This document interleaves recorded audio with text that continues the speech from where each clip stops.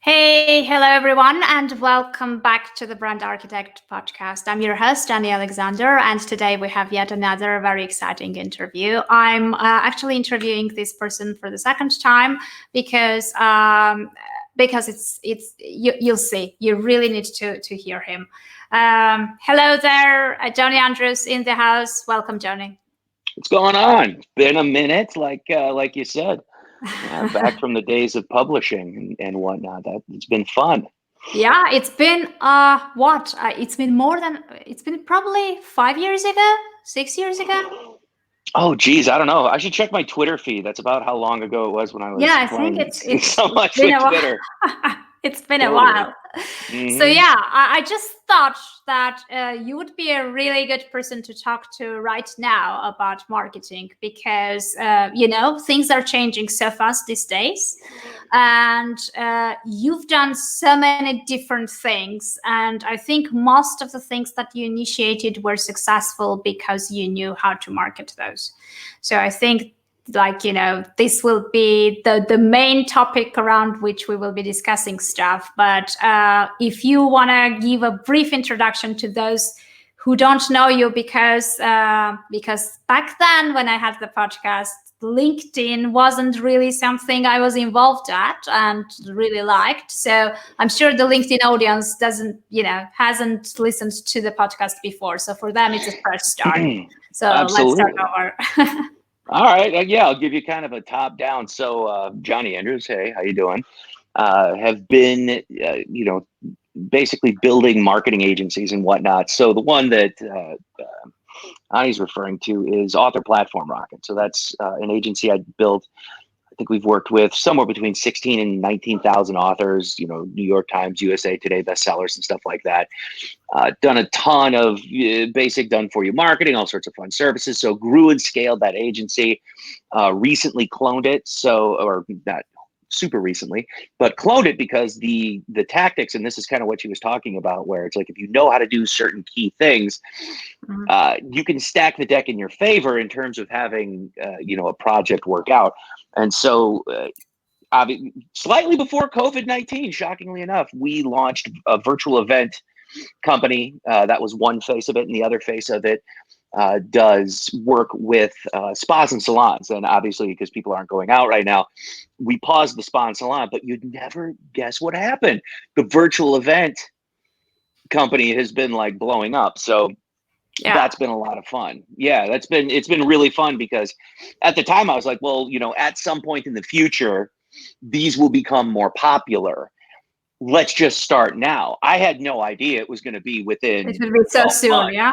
Right. I didn't see that coming. Yeah.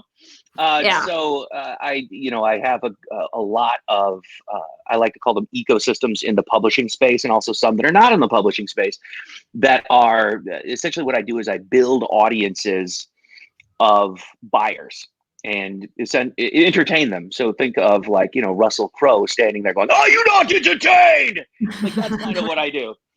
And so I'll build a team around that, create standard operating procedures, and launch it. And so that then led to what I was showing you before we jumped on here. I have a subscription box that went out with that. So that was very much subscription based e-commerce, that kind of thing. Built a team around that, and then because China went dark in the manufacturing, we paused that. So yes, the good old people at the COVID-19 factory definitely had an impact.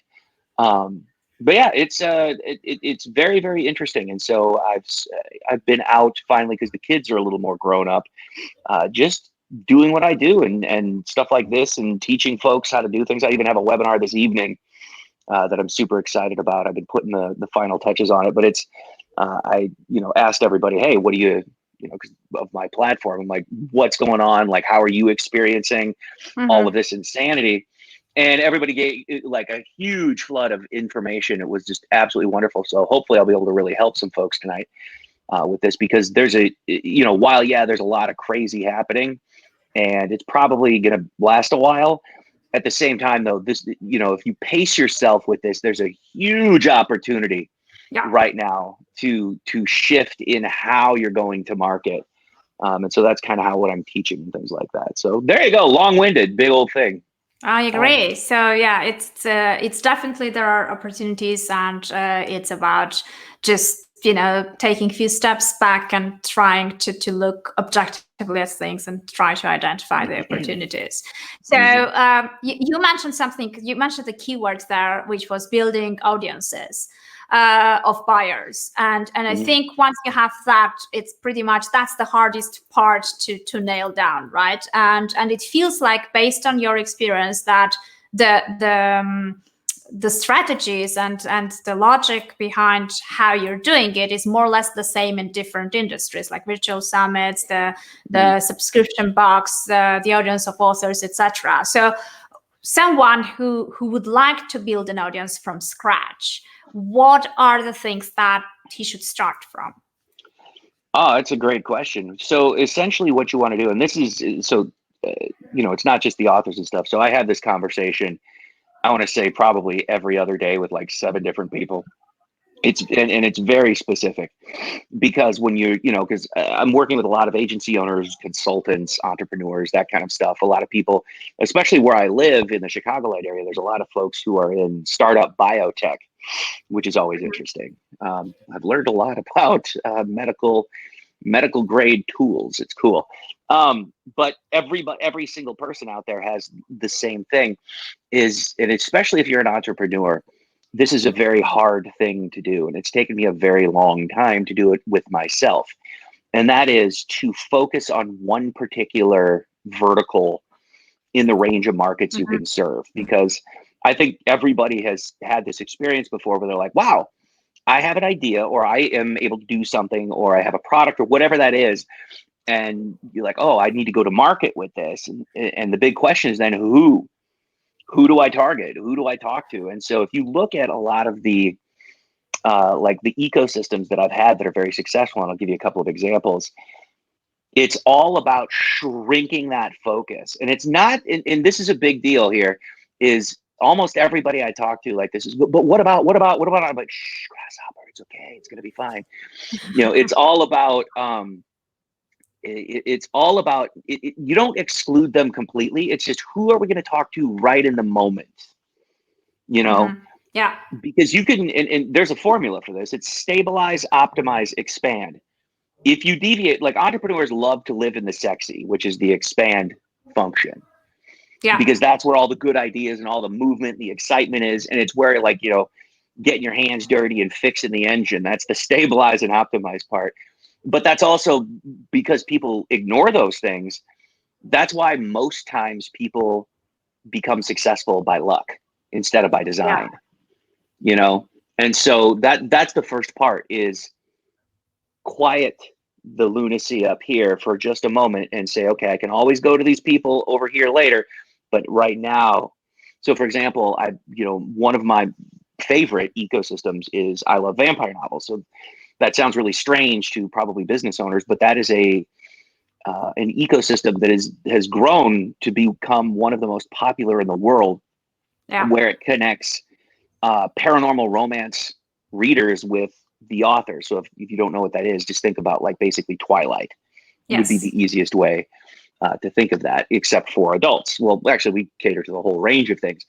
And so, we're working with anywhere from 3 to 9,000 authors at any given thing, depending on what's happening. And it was because I focused just there. I didn't say, Mhm. oh, I want to go over here and here and here and here and here and ran around in a big circle. I just focused on that one thing. Now, what's nice is the paranormal umbrella, it actually started with vampire novels, because that was, hence the name. Thanks, Facebook. Because if anyone has been around that long, you remember the call to action headline in your ad had to be the title of the page.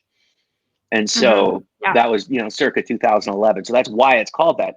And it was actually too narrow of a market. So you do run the risk of that. And so I broadened it to all of paranormal romance, but that's still extremely narrow, Yeah. so that's a huge one. And so doing that, then that thing has gone on, it cooks around, in 6 figures a year, typically, just, in sales, with the team running it and all that kind of stuff. And then I launched recently a subscription box, as I mentioned, that was catering to the fans. So I had monetized the author end of that. And, just very systematically stabilize, optimize, expand, very systematically grew the services that we were working with. And then finally I was like, you know what, this is great. This is cool. We have a team, we have systems, we have software that's been developed for that. What about monetizing the readers, like the people actually The other side. Yeah. And so because we had already had them, and I mean, that was 2011, now we're in 2020, I launched this, midway through or in Q4 of 2019, we sold out. Like, it was gone. It was nuts, because, when you know your market and you know what you're doing and you use very systematic processes, you tend to be more successful. Case in point, when I wanted to then, and so what I'm a big fan of doing, and I had mentioned this with the agencies, is so I took that exact organism, let's call it this ecosystem organism, however you want to look at it, for paranormal romance. I'm like, let's take it into another space. And then over the years, what I've done is cloned that model. So very cookie cutter, like what are the go-to market standard operating procedures? How do you build the infrastructure? How do you train the people to do these things? How do you send the email? Where do you come up with the authors? How do you monetize? And, so we have print on demand, drop ship merch that goes into all of these things. I mean, there's a lot, but I didn't try to do it all at the same time. I said, I want to go one place and I want to have a conversation with a specific market segment. And when I'm good at that conversation, I'm going to go and I'm going to, see how we can do other things. So stabilize, optimize, expand. That's, if you deviate from that, it's usually expand. Oh God, I'm dead. Like, you can't. Yeah. And so I've now, since I've taken that exact business model and it's the same thing with the agency. It's like, oh, well, I already have these authors and they're already asking me for things. Okay, let's talk to them. Let's discover more about that market. And that's kind of where you found me, I think, was when I was sort of in that. I had been many years with many ecosystems and also had published a lot of my own stuff too, just for fun. It was like, yay. And so with the agency, I started it, created one specific thing. So all we did was lead gen and platform development for fiction authors. And then that, which was something that many couldn't do back then, right? Exactly. I mean, now there are more agencies who offer something similar, but back then I don't remember many being around.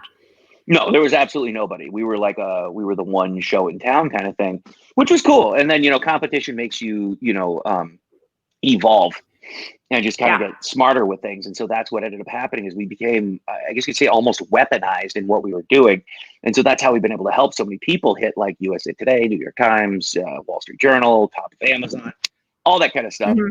And then we started bringing in, it's like, oh, will these techniques work in other marketplaces? And yeah, it would. So basically nonfiction authors who are using a book to promote their brand and that kind of stuff. It's like, oh, what we found was this stuff worked even better for them because they had back-end products and higher margins. And it's like, oh, look at this, yay. And so just systematically over time, as we sort of discovered where the opportunity was, grew it. And then, like I said, when you were like, hey, he's here. Once that agency had sort of reached maturity, it was like, okay, let's take the same thing and just clone that business model and put it in a different marketplace. And so what's funny about this is when we first started doing the virtual events, they were for fiction authors. And then, it was crazy how well they went. Like, we had like tens of thousands of registrations for these things because nobody was doing it in that space. There were lots of people doing it in personal development and things, that's all over the place. But because we were able to very quietly and like unmolested kind of learn the process on our own, we once again built the software, built the processes, built the team, built the go-to marketing strategies, and then we were able to then bring that to speakers, authors, coaches, entrepreneurs. Right now, we're actually talking to people in the medical industry because so many things have been shut down. There's been so many medical conferences. And just so many conferences in general. So, for like people who do business development. Yeah, everyone is moving towards the virtual, option because none of them can wait until they know when things are calming down. So virtual conferences and virtual events,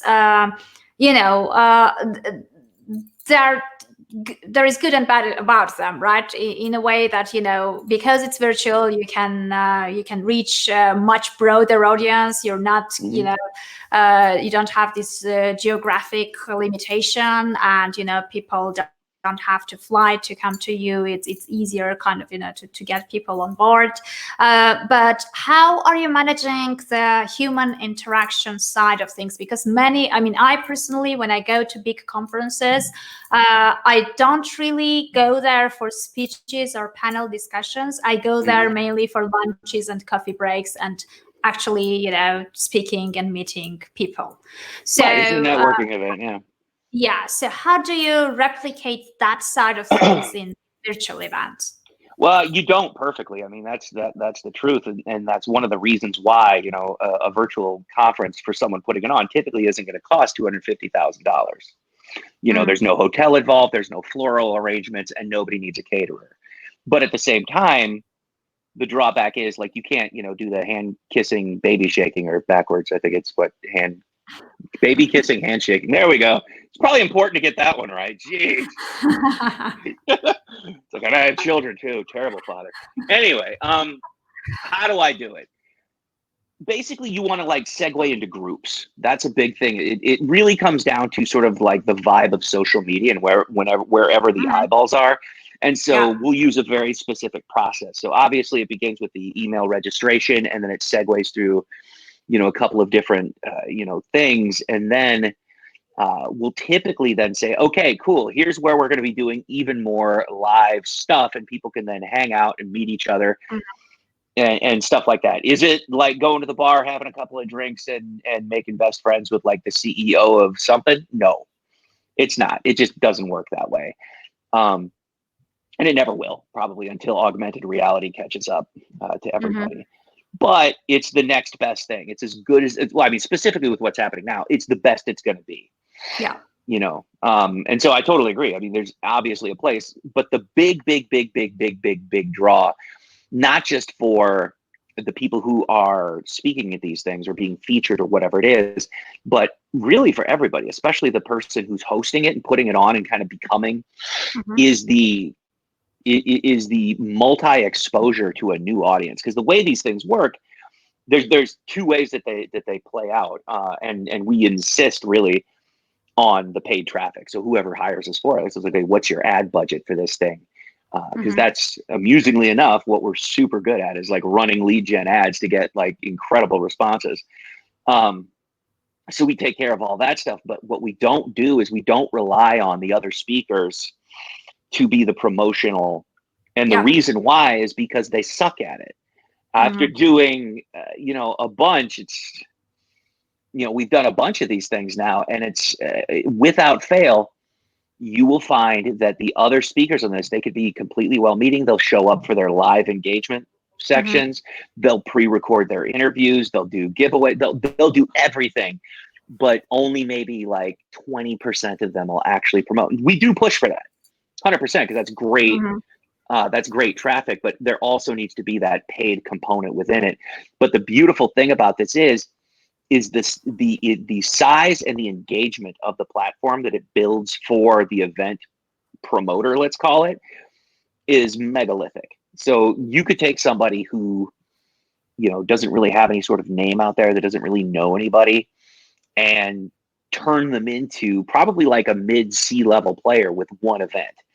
And what's even cooler is, you know, it's usually anywhere from like 5,000 to 25,000 people can register for these things. You know, if you're Forbes magazine and you're doing one of these like they did recently, it could be a couple few more, as you might imagine. But if somebody's on the lowest level, you can completely transform your business by doing these things. And so it really makes a ton of sense right now that it's like, hey, everyone's stuck at home pretty much anyway. Go do your freaking virtual event, whether we do it or anybody else. Who cares? Just go get it done. This is the time to do these things. So do you use it? Have you created your own software and platform for this, or you're using some other tools? I mean, we've built our own stuff using things lying around the house. You know, for example, we have the cup. I'm just kidding. No, it's we're very industrious people over here. Everything's on a WordPress backbone. Okay. Why not? 65% of the internet runs off it anyway. But So we have a series WordPress of membership sites, yeah, right. something Yeah, like that. exactly. So we, if you're going to do one where, we typically do like the free into the paid, very Hmm. standard process. Yeah. And so, yeah, for example, like over the years, I have enterprise level licenses of literally everything. I mean, I've been doing this since 2004. Like Yeah. I Yeah. know most of the people that built the software that you need to like run a thing. So it's like, I just bought it when they first launched it. And so this is one of those nice things where it's like, you can save probably $10,000 in just the software needed to do Hmm. this. And so, yeah, we're in the process of building sort of a dashboard, but that's more of an administrative function with this kind of thing. I Okay, don't know if it got would it. necessarily benefit like a person doing it. Hmm. Got it. So, I mean, you mentioned, I guess it will be kind of, stupid to ignore the elephant in the house, and the whole situation with coronavirus and everything else, and how it changing people's everyday's life, as well as businesses. As you mentioned, some Hmm. of your businesses had to pause because of the situation. Some of them Legit. grew exponentially because of the demand and all that stuff. I mean, luckily you had a diversified, so one went up, the other one went down. It's fine, it's good. Many people kind of have to make big adjustments because of the situation. So and one of the biggest adjustments they are making is, apart from looking at their business, at the model, at finding out these opportunities that are emerging, and finding out ways to reduce the damage it's causing at the moment. They are also looking at how they should change their marketing strategies. So what do you think we should look at? Like, how should we adjust our marketing efforts? Because many think that continuing marketing is insensitive at these days. On the other hand, if you pause everything and do absolutely nothing, it's also very kind of risky. What is it that you should look at, and how do you actually modify and adjust your marketing these days?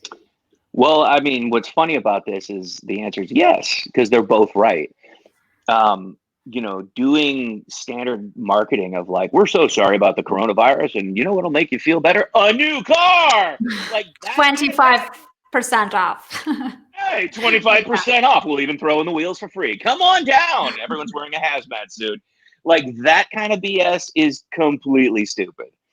You have to. I had this conversation literally with an agency owner yesterday. Huge personal platform she has. And it was one of those things where she was having a tough time. Like, well, what are the messages? I'm like, well, who are you talking to? And that's what you have to start looking at. It's exactly what I said before is, first of all, understand what's going on. Wow, my computer just went to sleep. Give me a second. Evidently, it doesn't see you as an activity. Fantastic. Anyway, yeah, Yeah. you're too chilled out. You gotta hype yourself up on something. So yeah, what you want to do here is look at who it is that you're talking to, and then kind of just take a moment and say, oh, what are their needs? Like for example, tonight I asked some folks as they're coming in. I typically poll the humans, and lots of really, really good information. And so, for example, one of them is an IT consulting company, and they're having a lot of trouble trying to figure out what to talk about, what to say, what to do in Yeah. this kind of thing, because obviously the employees are at home. And so there's a double pivot that has to Yeah. happen. But the first thing that has to happen is don't freak out. I see you right there. I'm looking at the person in the camera. Don't freak out. It's going to be all right. What you want to do is pause a moment and say, okay, what's going on and how can I become a resource to these people? Mm-hmm. And so, for example, a lot of businesses are going to be hit financially or are being hit financially. Just in Yeah. America, I think it's very true that most people live paycheck to paycheck. That's kind of a known thing. And so if you are in a position where you need to communicate to these folks, it's going to be you need to be able to broadcast this information and talk to them. It's like, listen, maybe you need some money. Here's how you could do it. For example, the SBA, the Small Business Association, they are the government right now is just, first of all, the Fed lowered the interest rate to I think it's negative at this point. I heard something about that recently. I'll have to check that, but I know it's at least zero, if not negative, whatever. because of this and because of all of these stimulus packages, there's something called an SBA Express loan that entrepreneurs and business owners are able to apply for that is not collateralized, up to 300,000. Now, obviously, there's some extenuating circumstances. I am not a financial guy. I'm just reporting the news, but that might be something to look at because, lenders are they're being pushed by the Fed, by the government to start giving out money. This is probably, once again, a megalithic opportunity to get the funding that you've always wanted. Not completely, totally true, not under the best circumstances. But think about this. Like, what would it mean to your business if you could qualify for a $300,000 loan that is paid out over 30 freaking years?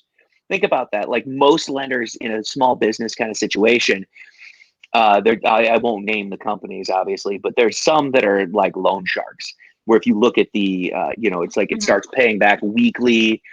And there's one of them that it's a monthly payback, but if you look at the APR, it's like 88%. I'm like, what kind of, like, will you just send like Guido over here to kneecap me if I don't make a payment? Like, dude.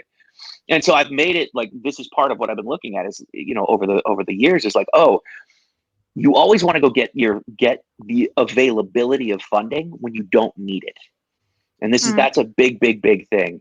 And so to get back to your question, what are you talking about? I mean, think about what I'm talking about now. There's a lot of people that aren't aware of this, that are like completely in tailspin mode, who have no idea what to do because their customer base dried up. I'm just like, I get that. Okay, here's how we do it. Number one, let's go get you some money. Go. Like, here's a bunch of resources. So what would that mean to your customers? If you're somebody who does coaching and consulting or whatever it is, or if you're an agency, you're like, hey, I know there's a ton of stuff, but it's like, here's some solutions. And so the big ones are going to be like, how do you deal with expenses right now? Like, if you have payroll, but you have no income, what does that look like? Because part of the agreement that you make with these, with these, the SBA and whatnot, is that you're not going to fire your employees. That's, which I'm like, okay, I get that. That's cool. And you could get more than 300,000, obviously, and things like that. But that would be a conversation. So if you're in any market where you're B2B, that's probably something that you want to maybe mention. And you can do that in a way, like right now, what we have the ability to do is to start having cooler conversations outside of buy my stuff with our marketplace. And the reality is that if you play your cards right, number one, don't freak out. Number two, focus. Number three, how can you help them? Even if your hair's on fire and you're hemorrhaging like crazy, how can you help them? Now gets to be the crazy piece, is how can you deploy this information, not just as like content, but as content that builds an audience. All right. Now, this is the big difference. This is why you see so many bloggers who are amazing writers and put out tons of content and they're totally broke, is they've completely missed this piece. Yeah. The content that you put out has got to pull people into your pixel farm where you can then retarget them. So this is actually, I'm talking about content that is used as sequential paid ads. And I know a lot of people, when they hear advertisement, they think buy my stuff, but this is not it. Think about Facebook. Like, Facebook is not social media anymore. It's social advertising. And that's a key fundamental switch that a person needs to make. However, LinkedIn right now is wide open. If you put out great content, it's going to go, it's going to do, people will discover, and they will discover it organically. And that's lovely. The problem is that you're not building an audience. And so there's no follow-up on this. And so and this is something, like I said, I'm literally talking about all of this stuff this evening.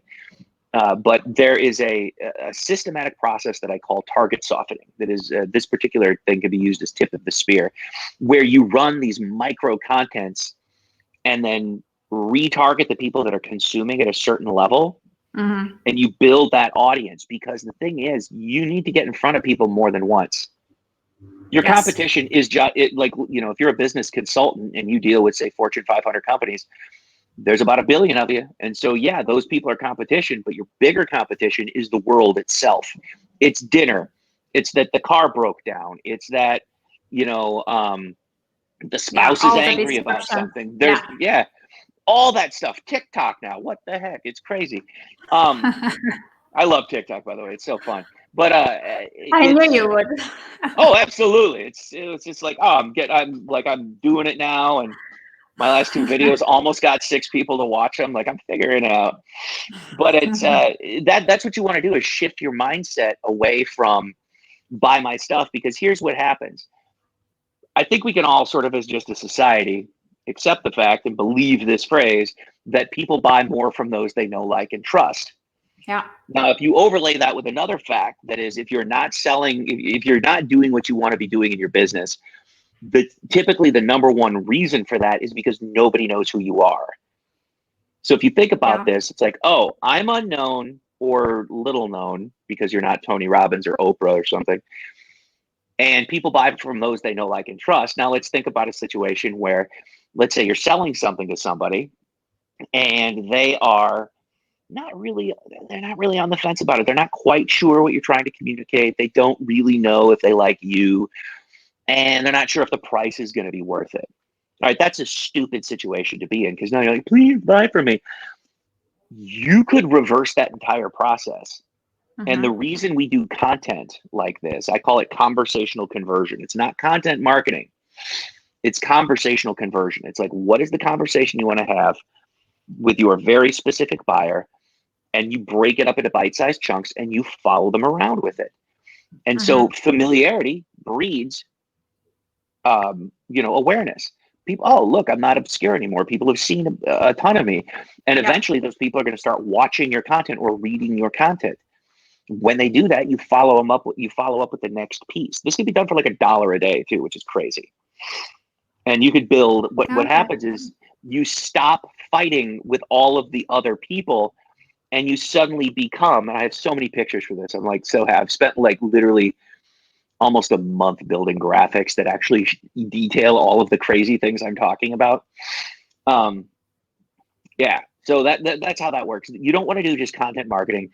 You don't want to just get out there and be kind to people.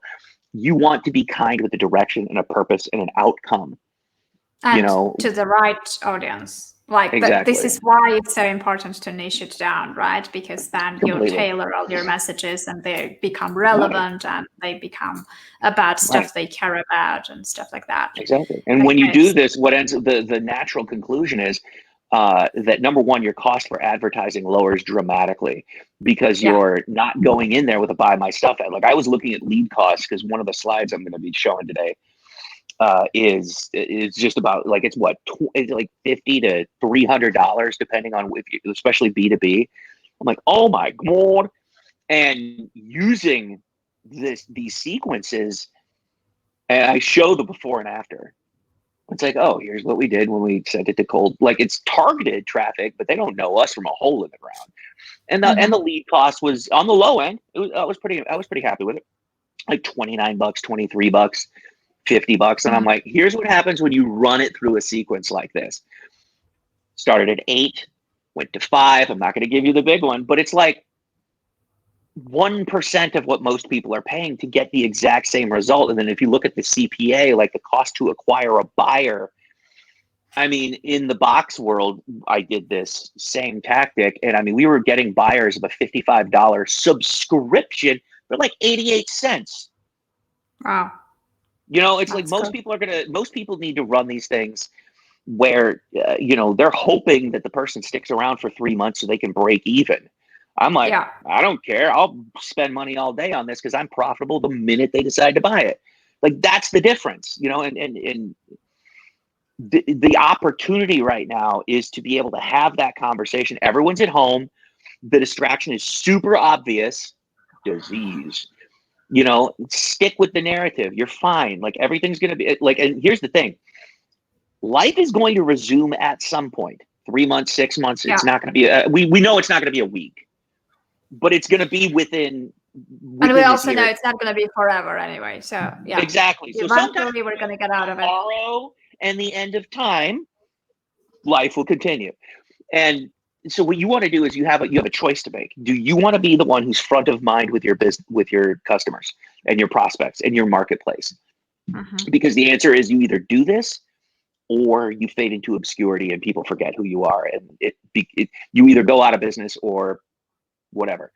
So hopefully this has made sense. So number one, go get some money. It's everywhere right now. The government's backing it, and it's like the closest thing to free you'll probably ever see. And number two, do not stop advertising. Holy freaking crap. You want to shift your model and your marketing to not be And the tone message. deaf to what's Yeah. happening. Yeah. You do those two things, you're going to be just fine. Yeah, no, completely makes sense. Absolutely. For me, the biggest challenge from everything that you've told me about is that thing, like niching down and understanding what you actually, who you actually want to serve, right? Which audience do you want to niche down and stick to? Because that's the universal problem. Mm-hmm. It's very, very hard for me. I just can't really, I don't know. I mean, it's very hard, first of all, to decide, and second, after you've decided, to stick long enough to that same decision. So I've been like, you know me, in the past 5 years, I've been all over the place. So that's the tricky part. But then once you decide that and stick around for long enough and follow the model and follow the thing, which is very logical, actually, that absolutely makes sense, all the puzzle pieces get together, then I mean, I know many people who are around who do this, and it always works. As you said, it always works for different audiences. The principle is the same, it works just fine. So I guess it's just about figuring out who you want to serve. Ideally, it should be just like in your case, you want to serve people that you are about something that you're really passionate about. So you want to get bored after a year or two. Well, here's actually let me help you with another piece of that, because I do also, being that I am an entrepreneur, suffer from that problem. And I get bored super easy, which is why I have 27 wives. I'm kidding, I don't. No, what happens is when I go into these situations with an end game of what is my exit. And so I've dramatically transitioned from I want to be the alpha and the omega of this business to I need to create operating procedures. I need to create KPIs, so SOPs and KPIs, standard operating procedures and key performance indicators. So what that means is, and I'll give you the exact example that I used when we were going into the spa and the salon market. So I knew that spas and salons have very lucrative offerings. For example, we'll just use microblading. I'm not sure if you're familiar with that, but it's like where you get the semi-permanent makeup for an eyebrow kind of thing. Yeah. Yeah. Okay. My wife has it. Don't tell her I told you. Isn't it strange that you know that and I don't? There you go. But it's so it's like, okay, those things start like in those are $500 to $700 or $800 processes depending on where you are. I'm like, okay, cool. Well, let's see if we can use the same techniques that we're using for these authors to be able to get them new clients. And so what I did was I put together a very specific sequence. It's like, okay, we're going to need leads. So you look, okay, if I want to bake a cake, I can't do it with like, okra and gumbo. I got to get like the right things to make a cake. So if you want to have a business, you have to have who's your market, where are you going to get the leads, and then what are you going to say to those leads, and then what are you going to sell them when people finally decide to pay attention to you. You also want to go into a target-rich environment because, and this is very important, I don't ask the question, oh, this, how amazing this is going to be. I'm going to be rich. I look at this and I ask a completely different set of questions. It's like, how badly can I screw this up and have it still be amazing? And if you can whittle down your business model to like a fraction of 1%, like a lot of people are like, oh, if I could just get 1% market share. I'm like, really? How about 0.1%? Are you running a $7 million company at like 0.1% market share? If the answer is yes, you're heading in the right direction.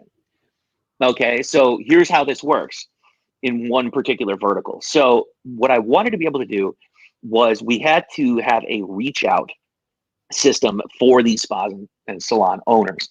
And so I went and I built a system that was able to extract these leads. And then we sort of, dumped them into a Google sheet. And I created like, okay, what do I need to do here? Like, how do I get in front of them? So I wrote templates for cold email reach out. And then we also know that it's not about the first, it's about multiple points of contact. So how often? Yeah. Here's that. Here's all the standard operating procedure. And then I did it 40 times, because what I know about myself is that I've been doing this long enough, I'm going to see the cracks. So I wanted to do this and like, is this workable? And I ended up adjusting it. It was taking, when I started, based on what I thought was a good idea, it was taking like 2.5 to 4 minutes per salon to, number one, figure out if they had the services that we could sell, because we weren't able to do like nail salons because it's too cheap. You know, there's not enough money in there. We'd have to get them like 12,000 new customers, which is completely illogical. Yeah. Whereas if their profit margins were $500 to $600, you know what? We're doing okay at that. We can get them, you know, a handful. We can promise them a minimum guarantee and drive that needle home. So I created that stuff and I went out and I reworked the process as I was doing it, and went from a couple of minutes down to like 29 seconds.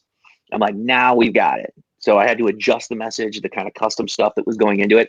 And what that allowed me to do, so because I invested my time into this, what would have happened had I not done that is I would have handed that off and then been furious because we didn't hit minimum, the KPI, the key performance indicator. I want to have 400 cold reach outs per day minimum. That's the floor.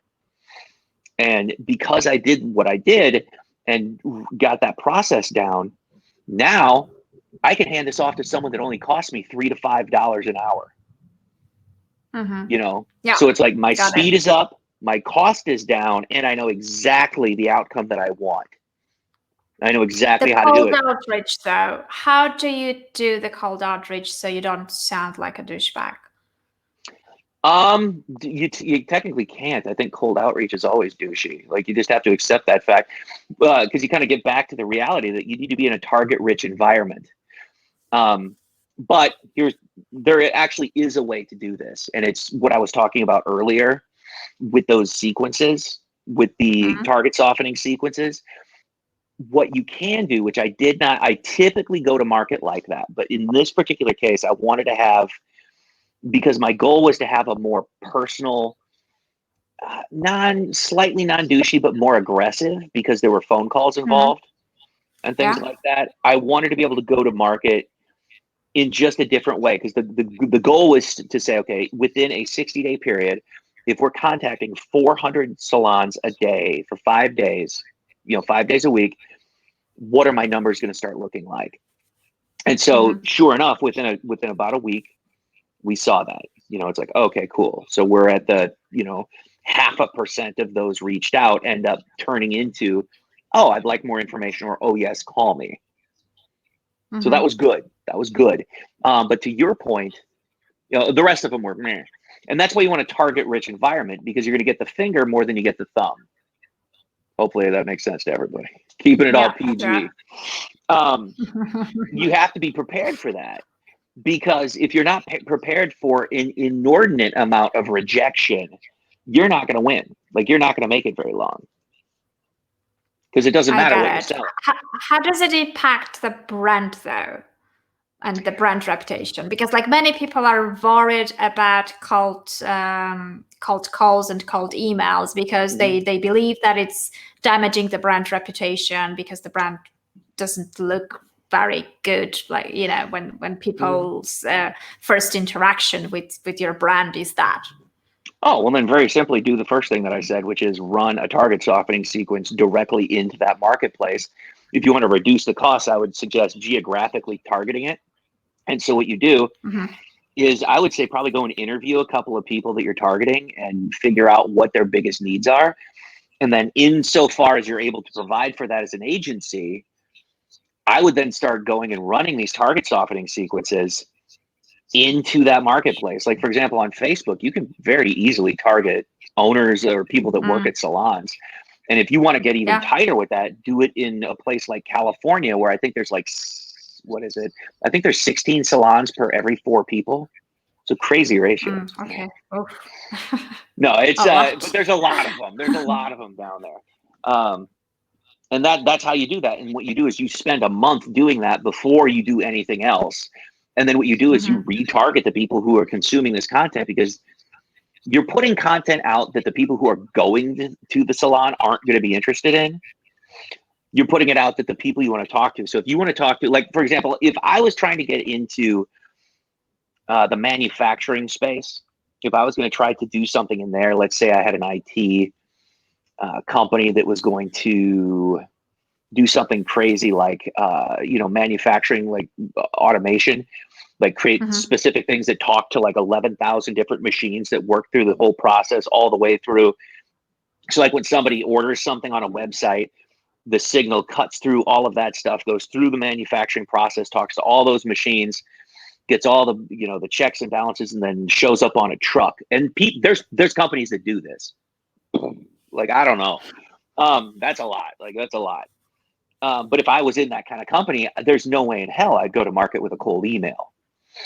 I would run target softening sequences first, and then I would start to call them, and I would follow up with them, or I would then run the target softening sequence, build that audience, and then bring them into something where I get to present a little bit longer.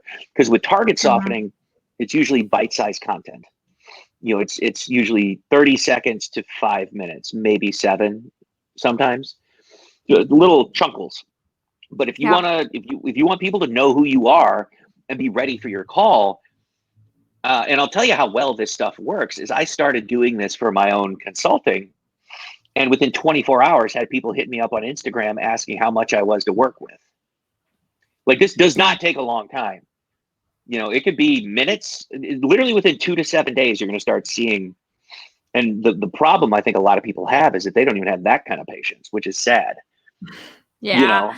They're looking for a magic button, just to push it and get results immediately, which is it's called have a lot of money and invest in crypto. I think that's what you told me earlier, right? Yeah, invest in crypto and get a Lambo. Yeah, more or less. I love it. No, but on a serious note, though, when I'm just thinking about the whole picture, I think, yes, nailing down the niche, nailing down the people that you want to talk to and the message you want to say to them, and then, creating the content conversations accordingly is kind of, would you say that that's the foundation base you have to absolutely figure out first before going further to developing the SOPs and the rest of it? Yeah, it's definitely a journey. Well, here's the thing. That sounds real calm and well put together, and I like it. I wish life worked that way, but in reality, it's everything when you start as a hot mess. Like, it is just running into walls, because the skeletal structure of what I'm talking about will work everywhere. I have yet to see a situation where that is not the case. However, the skin that you're putting on that skeletal structure. So you're right. It's like, what is the conversation? Who am I targeting? But even within that, you're going to make mistakes, and you're going to, you're going to have things that just don't work the way that you want them to work, or that you hope they would work differently. And here's the reality: get over it. You learned something. It's the whole thing about what was that, Edison and a light bulb or something. It's like, I didn't do 1,800 of these things. I figured out 1,800 ways not to make a light bulb. It's like, good for you, man. All right. But there are no failures. There's only next. It's like, what do you do? And when you get knocked down, not if, but when, get back up and say, okay, where'd the punch come from? Oh, over here. Next time I know it's coming. Duck. So when is the good question? Because, sometimes what is very tricky for many people is when you do something and you don't see results, you don't really know whether you don't see the results because you didn't stick to it for long enough to see them coming, or, you're doing it completely wrong. And no matter how long you stick it to that thing, it's still not going to work, and it's time to pivot. Like, how do you make this decision? Like, is That's it because you're doing something wrong, or there's a couple of things with that. The most important thing that you can do in your business is hire someone to help you from the beginning. Go get a coach, go get a mentor who has been doing this for a long time in whatever. Like, for example, with the subscription box, I hired not 1 but 2 people. Hmm. before I did that. Like, and I did not do everything that they told me to do because I didn't agree with either one of them on everything. It's like I'd been doing things for way longer, and I So just you're thought I was paying them to smarter. disagree? Sometimes, yeah. Like, but then again, I've been doing this for a super long time, so I was like, you know what? I don't really necessarily agree with this. But to give you an idea, the fastest way to get to the end result you want to get to without having to go through all of that crap is pay someone to do it. Because, and here's the question that pay someone to help you like John Lee Dumas, all right, entrepreneur on fire. The Yeah. reason he got to be where he was is because he hired someone who was in the space, who not only said, listen, don't listen to any of this garbage. Here's the things you do. And he did those things. And then he took his work ethic that he developed, probably just because he's like that, but also because he came out of the military. But if he had not hired that coach, he wouldn't be where he is today, for the Hmm. very simple reason that he would still be trying to figure it out. You don't need to figure it out. There are people out there that, and the big question is, people are like, well, that's expensive. It's like, how expensive is your failed business? How expensive is The laying mistakes. waste? Yeah. How expensive are years of your life lost to not being able to figure it out when right there in front of you is a person who can help you? That sort of thing. And I know that sounds like How kind do of you crazy, but find it's them super true. though? How do you find them though? Because I have this differentiator of like Mhm. there are people who are so-called influencers, and then there are people who are not so well known, but they are real experts and they know their stuff, Mhm. right? So they are like people who have these personal brands. They are well known, everyone knows about them, but they're not specifically the people who know that stuff really that well. They just have the name and the visibility. And then there are Mhm. people who are way better to hire, but simply they are not really so famous, so you may not know about them. How do you go about this? Because again, yes, it may be expensive, it's definitely worth it, but how do you make sure that you're paying to the right person? Well, for example, when I hired the two people for the box, I just looked at the two people that were putting out content that I kind of understood. And so in my world with that, I already had a nice enough like groundwork for all of Mhm. it, just business systems in general, the psychology behind it. So I'm like, okay, I get it. I probably wouldn't hire anyone, and this is going to sound really bad. I don't know if I would necessarily, unless there's a lot of circumstances behind it, and a lot of like stuff past it. I would probably hire someone a little bit older who's probably had their Mhm. ass handed to them on a couple of occasions. Mhm. You wanna find someone who's been punched in the teeth by the situation, who's had success to some degree. Like, for example, I'm not the guy that can help someone build like a multi-billion-dollar company. Like, I don't know, and honestly, I don't care. Like, so it's but getting to several million, yeah, absolutely, that kind of thing, that's fine. Systems, processes, hiring procedures, all those kinds of things. Look for what, and this is actually one of the big reasons why, because of course, I have a mentor. And one of the things he told me recently, which is why I'm kind of, getting out there and doing more of these things, is, because back in the day, I used to travel all over the world, speak on stage, do all this kind of stuff, and then got married, had a kid, and it was like, had to shut all that down because I was traveling 11 months out of the year. Mhm. And so it's been a very interesting place, but I also got very comfortable not being the face of the business Mhm. sort of thing, because I am not the face of paranormal romance at all. Yeah. No. Um, yeah, that's never gonna happen. I try to go to the gym, but I'm not that guy. But so one of the things that he was talking about, because every now and then when I do step out and do this stuff, the thing that I hear is like, where was this information 3 years ago? Where were you 5 years ago when I started my company, kind of thing? And so what he was pushing me to do was, he's like, you got to stop hiding behind your businesses and your family. Like, you have to go out there and do this. Look for people. I don't know. It's sort of an interesting look for people who have suffered to get where they are. You Mhm. don't want someone who is you don't want someone who had it easy getting there. I guess you could say, who's probably failed, who's picked themselves up, who has made the mistakes that you're looking for. And don't be afraid to ask those kinds of questions. You don't just want to look at, oh, wow, you seem to be like, oh, you're a lead generation expert. Okay, cool. How? And also, and this is really hard, is you want someone who has like a length and breadth of wisdom and knowledge and hands-on tangible stuff. Yeah. That they're going to be able to say, I don't think I'd go that way. Like, I'll give you an example. There's a new, well, at least there was, I'm sure it'll come back. But there was a new sort of fitness craze that was starting to sweep the nation. And it was all about stretching. Mm-hmm. You would go to a place and a professional would like stretch you out. I totally see the allure. Like, I can barely move. So I'm like, yeah, I could probably use that. Well, I was speaking to someone who lives around here. And, we were just talking about this kind of thing. And, they've been pretty successful. They have clients and all that. And I'm like, what's your go-to market strategy? And he was like, oh, well, yeah, what we're going to do is we're going to go into Boston and this place and that place. And we're going to open these things up. I'm like, whoa, dude.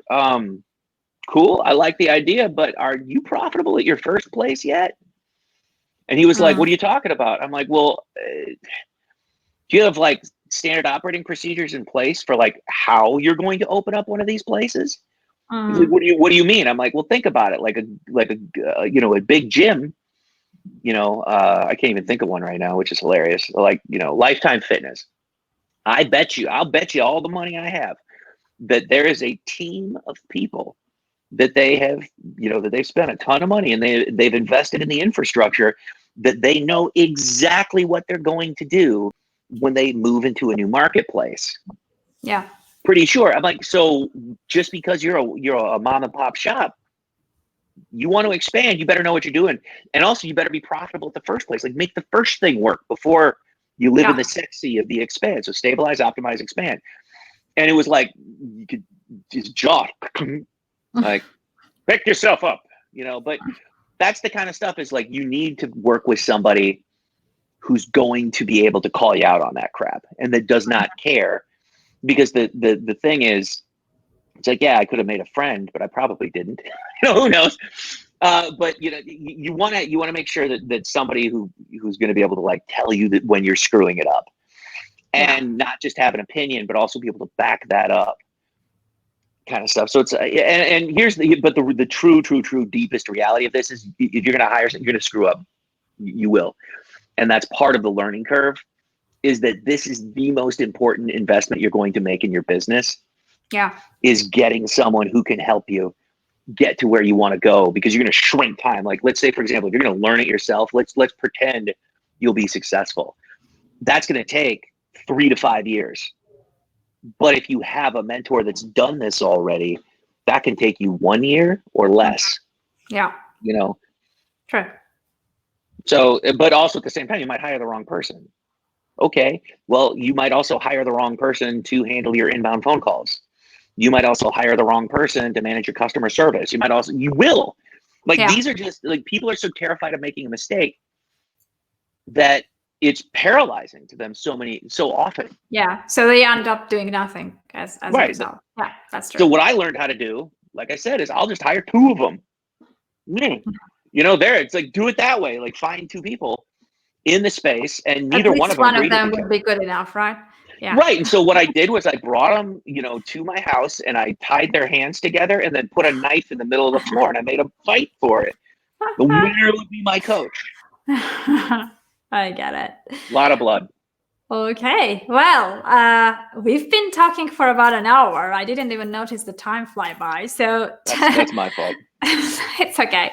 Tell me, what's next? So you kind of felt what's coming. You didn't know it, but you had envisioned this virtual summit thing. So what do you think will be the next thing coming? We should pay attention. Well, like I said, I was probably 6 weeks ahead of this virus, just in general, because I had so much going on in China when all that was going down. So I think I made some prudent decisions early that buffered against a lot of those problems that, where people were blindsided by them. What I think is going to happen next is that this is going to be going on for a while. And I think that it's going to be a lot like 9/11 was in America, where air travel changed completely after that happened. Now it's back a little bit more to super kind of, it's like they got over being really stupid about like taking off your pants when you have to go through a metal detector, and Yeah. it was ridiculous. Like I couldn't handle that. They would, just everything about it was awful. But they finally, now. But here's what's funny about it: they put they went way too far on the side of like caution, and everybody knew it was complete garbage. But now they've pulled it all back, but you have to pay for it, and so you could enter this known traveler program. So I'm hoping, because I know something globally is going to happen with this, where there's going to be like a nasal swab at every airport, but as you're moving between countries and things like that, because so something is going to occur. Governments are going to overstep. There will be regulations put in place, and the other piece of it is people might be okay with it because the news is nuts and everyone's gotten freaked out about it. So just from that kind of thing, I would expect that kind of stuff, more of like a socioeconomic, political kind of thing. But when it comes to businesses, the one thing that you can count on is human resilience, and what will happen, especially if this whole stay home, social distance yourself kind of thing continues to happen, is people are going to figure out ways of getting back to some version of their normal. And that means commerce is going to start again. Community is going to be healed and things like that. So like right now we're all still handling the shock of it all. Yeah. But if you just look at what people do, people are going to do what people are going to do. And so keep your eyes open, because when that happens, it won't be business as usual, but it'll be like, all right, we're selling again. But in the meantime, you need to know who you are, who you serve, and get out there in front of them and help them and build that audience. Because what'll happen is if you don't, you're toast. If you do, you now get to be the voice that they all hear when it's time for them to like open up their wallets and things like that. So that's what I think is going to happen. Yeah, makes sense. Well, thank you so much for your time. I really appreciate it. It was really Thanks for having fun me on. to catch up. Absolutely. And yeah, we'll definitely stay connected. Thanks a lot. All right. Have a good one.